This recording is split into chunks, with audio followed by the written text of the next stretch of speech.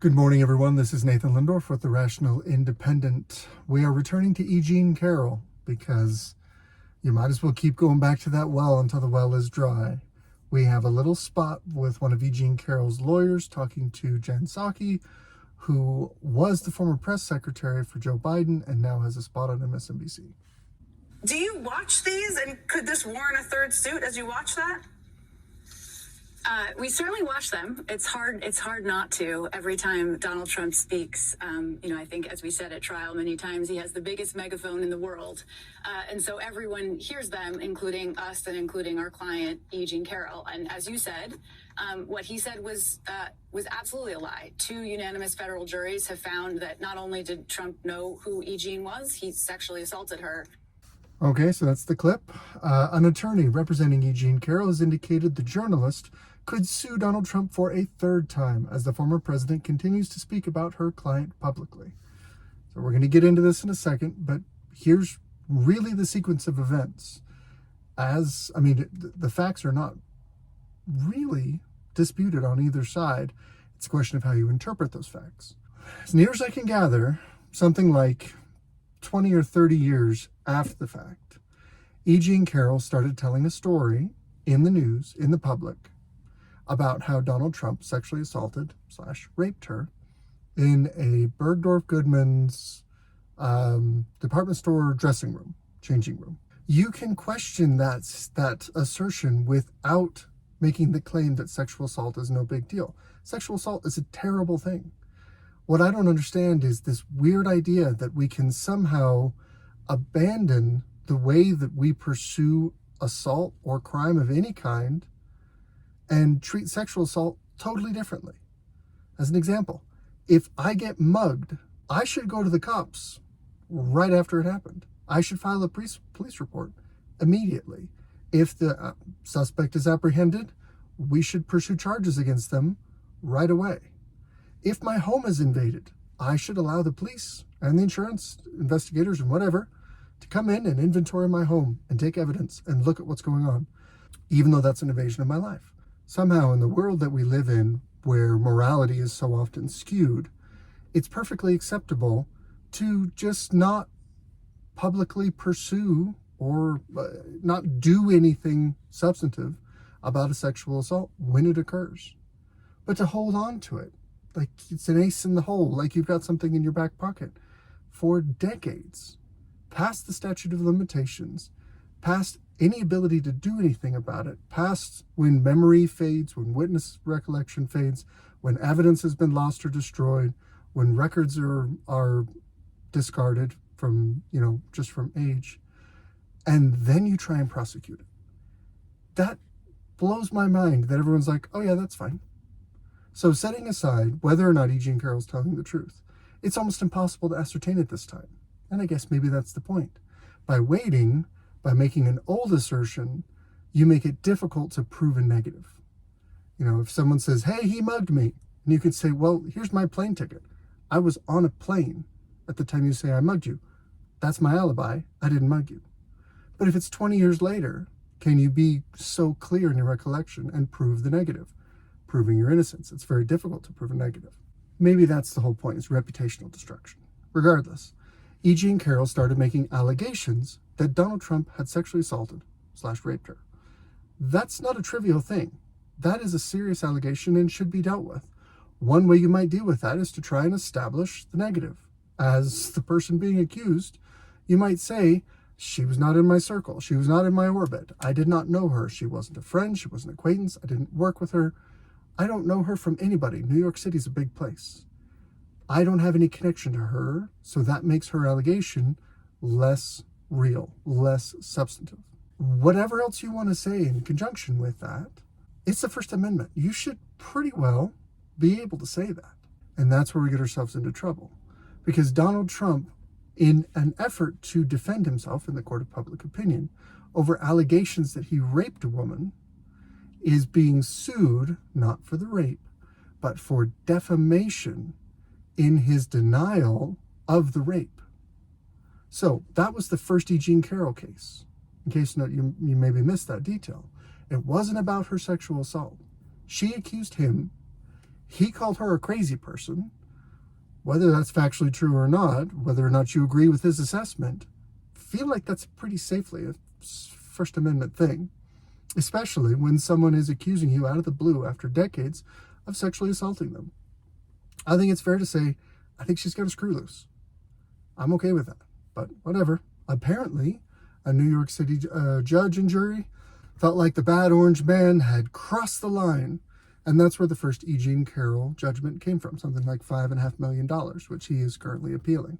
After that, Donald Trump kept badmouthing her in the press, kept calling her a crazy person, kept with his story where he did not do anything wrong here, kept saying, I didn't know her, I think she's crazy, I don't know what you're talking about, this girl's a loony, whatever he wants to say. Well, guess what? He was taken to trial again for the second time for defamation. Again, this is not a question of whether or not he's being held civilly or criminally liable for the rape. These judgments are related to defamation, destruction of her reputation. She accuses him of rape, and in his denial of that, it costs him millions of dollars because he's destroying her reputation. That's the facts. Well, now here we are. Famously, something like $83 million was awarded by a judge and jury, in addition to the initial $5.5 million. So now he's got like $90 million in, but he's Donald Trump. He's going to keep saying stuff, and that's apparently what we're talking about here. So, an attorney has indicated she may sue him for the third time, continues to speak about her client publicly.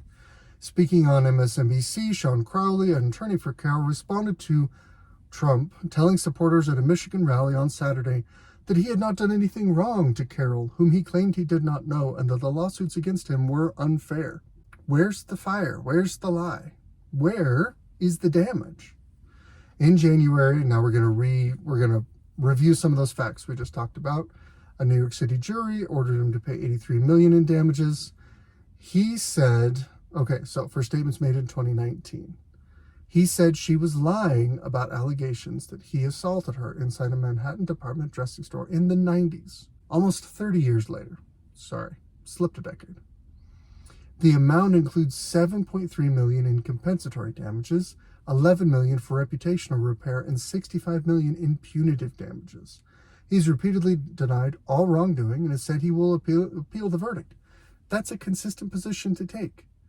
Just because someone finds you liable doesn't change the facts, doesn't change your defense. If you're going to appeal it, it makes sense for you to remain consistent and say, hey, I'm going to appeal this because I think this was decided wrongly, because I'll say it again, I didn't know her, she's a crazy person.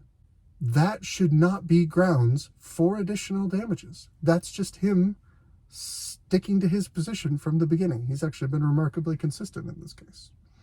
Previously ordered to pay $5 million in damages for another civil defamation trial. Again, they're laying it out right here. This has nothing to do with the assault. It's too late for that. You waited decades. This has nothing to do directly with the allegations of assault. This has to do with defamation for him denying her allegations. Okay, very flattering picture. At his rally, again, this is the quote from Trump. This is what's so damaging, they're considering suing him a third time. At his rally, Trump has said, "A woman, I'm saying. Who the hell is she? Who is the woman? It's so unfair what's happening in our country," he said, referring to Carroll. "Our court system is a mess. What's happening in our country, they have to straighten it out." How is that attacking E Jean Carroll? If anything, he's attacking the judge and the jury and the legal process that cost him the money. Theoretically, it could be appealed. We'll see. Asked whether comments Trump made could warrant a third lawsuit, Curley said what he said was absolutely a lie. Okay, so defamation, generally speaking, has two elements. You have to say something demonstrably harmful to another person, and the standard is higher if the person that you're addressing is a public figure. In other words, if you want to go after, let's say it's 2009, and you want to go after Barack Obama, he's a public figure. It's harder to defame him than it is if you went after his daughters, who were at the time minors and essentially private citizens. In defamation law, there's a distinction there. At this point, E Jean Carroll is a public figure. She has put herself into the public space. She's a known name. She has some notoriety here. So, as a public figure, one, for defamation, you have to be, again, I'm not a lawyer, this is just my understanding as a layperson, having looked at this. You have to say something that is damaging to a person's reputation, business prospects, employment prospects, etc. And two, it has to be false. And that's the crux of this, because you can say damaging stuff about a person as much as you want if it's true. That's why in responsible reporting, you hear phrasings like alleged. The reason why you say, this is a person who's alleged to have assaulted someone is so that you are not on the hook for defamation, because since it's alleged, it's still in process. It hasn't been proven one way or the other. Therefore, you don't want to be seen as assuming that it's proven before it's proven. You don't want to get ahead of things. What she's saying is, what he said was absolutely a lie. That is one element. Her claim is, this has been proven true, if you want to. But you also have to prove damages. 2 unanimous federal juries have found that not only did Trump know who E Jean was, he sexually assaulted her and lied about it repeatedly. Everything he said about her over the last 5 years has been a lie and has been defamatory. So she's claiming a universal statement. Every single statement that he's made about E Jean Carroll is both a lie and damaging to her, which is what you need for defamation. So we're watching, we're listening. We had really hoped that, this is what's important. We had really hoped that as the jury found that $83 million would maybe be enough to convince him to keep E Jean Carroll's name out of his mouth. Apparently he showed us this weekend he really cannot control himself, and that maybe it wasn't, but we will see what happens as this continues to play out. I want you to think about the implications of that standard. What she's saying is, we won, so shut up. You're not allowed to appeal this. You're not allowed to contest this. You're not allowed to proclaim your innocence. You're not allowed to speak and comment on her in any way, because we won. And if you say anything about her, we're going to sue you again for defamation and take more of your money. Think about the standard that sets. That is a horrible standard. That means if there's one miscarriage of justice, you don't get to argue about it. You don't get to contest it. You are ending up in a position where you've lost your ability to seek redress of your grievances, which is one of the lesser known, but is one of the rights in the First Amendment. You are allowed to petition the government for redress of grievances. If you feel you've been wronged, you're allowed to appeal that wrong. You're allowed to go to the government and say, hey, there's a problem here. I've got to deal with it. That is a constitutionally protected right. And what they're saying is, that's not protected constitutionally. That's defamation. Give us more money. That's the standard we're dealing with. That's a horrible standard. I can't go there with you. But they sure think that that's just the way we should do business, because after all, the bad orange man is bad and orange. Trump's remarks in Michigan drew criticism on social media, but attorney Bradley Moss, oh good, we have an attorney, wrote that Trump was close but didn't cross the line. Carroll has also indicated she could sue Trump again. She said he's been posting links online to articles that attacked the journalist and denied her claims. So if someone else is critical of your behavior in public, if someone else disagrees with the finding of the jury, you're not allowed to say, hey, look what this other person said. You can't even comment on someone else's comment. You can't even boost their speech. You have to just shut up and take it. That's the standard that we're trying to set here. If it came to it, if your lawyers told you there was another case, you should go back and get more money out of him, would you do it? Absolutely, Carroll replied, absolutely. Shockingly, when it works, you keep doing it. I mean, this is human incentive, human psychology 101.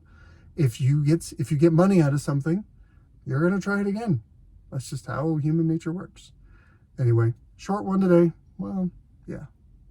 This is Nathan Lindorf with The Rational Independent. Good luck out there.